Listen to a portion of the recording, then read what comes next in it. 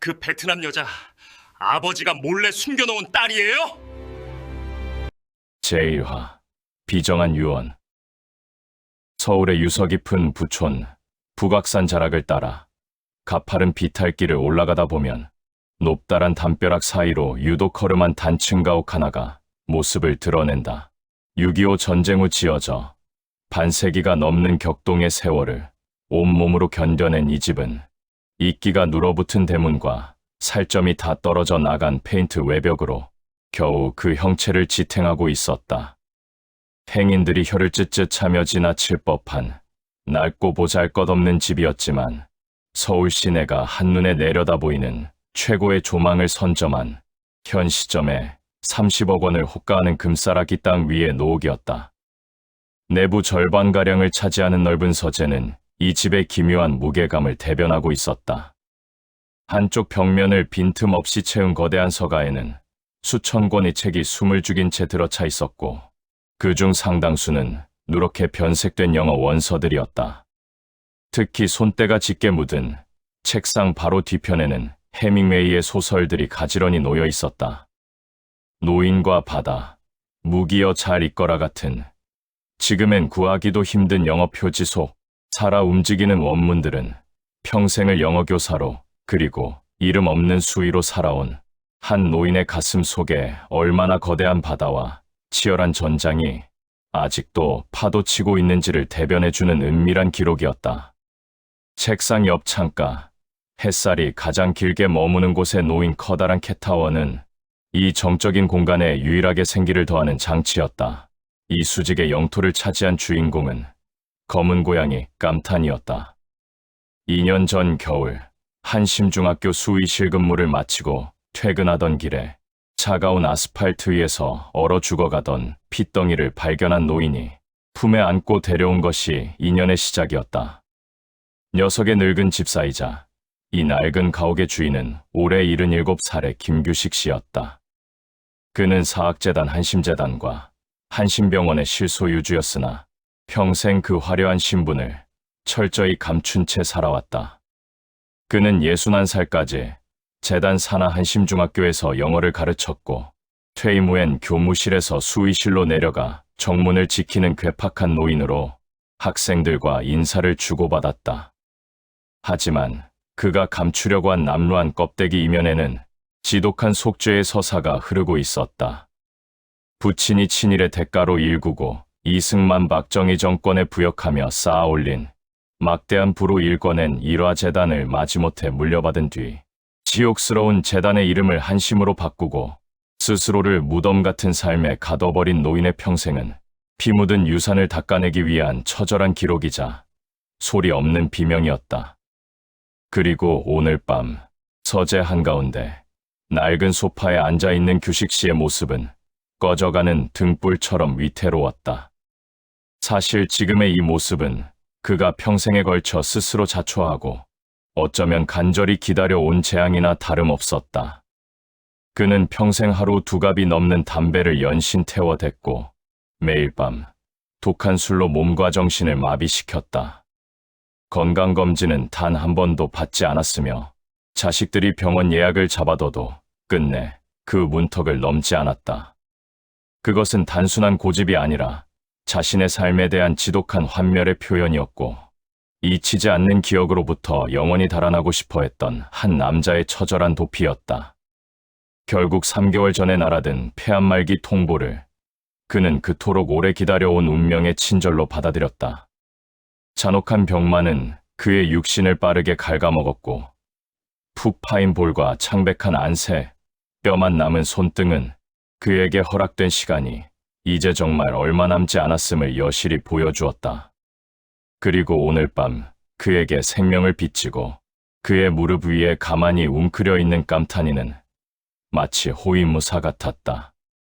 규식 씨의 기침 소리가 서재의 무거운 정적을 흔들 때마다 녀석의 귀는 예민하게 쫑긋거렸다. 녀석은 노인의 마른 손등을 핥아대다가도 오늘 이 자리에 모인 낯선 사람들을 향해 작은 태양처럼 이글거리는 눈동자를 번뜩이며 하악거렸다. 규식 씨를 중심으로 양옆에는 짙은 밤색의 3인용 소파 2개가 디귿자 구도를 이루고 있었고 그 한가운데에는 옹이가 패인 낮은 탁자가 세월의 무게를 묵묵히 지탱하고 있었다. 규식씨의 왼편에는 간병인 차윤희가 그림자처럼 붙어 있었다. 규식씨의 제자이자 간호사였던 그녀는 의료사고 누명을 쓰고 병원에서 쫓겨났을 때 동창인 한심의 손에 이끌려 3년 전부터 규식씨의 곁을 지켰다. 윤희의 옆으로 규식씨의 핏줄인 장녀 한심과 차남 한식이 나란히 앉아 있었다. 그들은 슬픈 표정을 흉내내고 있었지만 눈동자 너머로 번들거리는 탐욕까지는 감추지 못했다. 규식씨의 오른편 풍경은 사뭇 달랐다. 규식씨의 고목나무 같은 손을 꼭 감싸쥔 채 온기를 불어넣어주고 있는 이는 김윤정 씨였다. 그녀는 규식씨의 대학 동기이자 첫사랑이었다. 규식씨가 위기에 빠진 그녀를 구하기 위해 기꺼이 감당한 거대한 비극 속에 둘의 인연은 끊겼고 이후 그녀는 규식씨의 친구인 구준혜 씨와 결혼했다. 규식씨는 어쩔 수 없이 물려받은 재단을 자신이 가장 신뢰하는 친구인 준혜 씨에게 맡겼고 준혜 씨는 평생을 성실한 이사장으로 헌신했다. 오늘 밤 윤정 씨는 해외 출장 중인 남편을 대신해 이 자리에 참석했다. 윤정 씨 옆에는 규식 씨의 전우이자 평생의 벗, 2년 전 퇴임한 한심병원의 전 원장 도현수 씨가 바위처럼 자리를 지켰다. 그리고 현수 씨 옆에는 규식 씨의 고문 변호사이자 윤정 씨의 딸인 구자영이 서류 가방을 무릎에 올려놓은 채 조용히 숨을 고르고 있었다. 마침내 규식 씨가 눈짓을 보내자 자영이 가방에서 꺼낸 봉투에 인장을 뜯어 유언장을 꺼냈다. 지금부터 김규식 선생님의 유언장을 낭독하겠습니다. 고지어 낭독된 내용은 서재의 공기를 한순간에 얼려버릴 만큼 차갑고 단호했다. 첫째, 본인 소유의 한심재단 및 한심병원의 모든 지분을 사회에 환원하며 향후 전문 경영인 체제로 운영한다. 상속인을 포함한 본인의 친족들은 재단 운영에 일절 관여할 수 없다. 뭐라고요? 한식의 얼굴이 흙빛으로 변했다. 하지만 자영은 아랑곳하지 않고 다음 문구로 넘어갔다. 둘째, 현재 본인이 거주 중인 가옥은 본인 사후 매각하기로 하고 이미 매매 계약을 체결하였다. 매각 대금 30억 원 중 상속인들에게는 법정 유류분에 해당하는 15억 원을 균등하게 분할해 7억 5천만 원씩 지급한다. 그리고 재반 비용을 제하고 남은 금액을 베트남에 사는 팜뚜이뚜엣에게 상속한다. 서재아는 순식간에 산소가 빠져나간 듯한 진공 상태에 빠져들었다. 먼저 침묵을 깬 한심이 히스테릭한 비명을 내질렀다. 아버지, 제정신이세요? 이 막대한 재산을 사회에 다 퍼줘요? 나랑 한식이는 안중에도 없어요? 우리는 아버지한테 아무것도 아니냐고요. 한심이 규식 씨를 향해 달려들듯 발악하려던 그 순간 규식 씨 무릎에 웅크려 있던 깜탄이가 발톱을 세우고 전광석화처럼 솟구쳐 한심에게 달려들었다. 한심은 비명을 지르며 뒤로 나동그라졌다. 한식이 바통을 이어받아 자영에게 삿대질을 했다.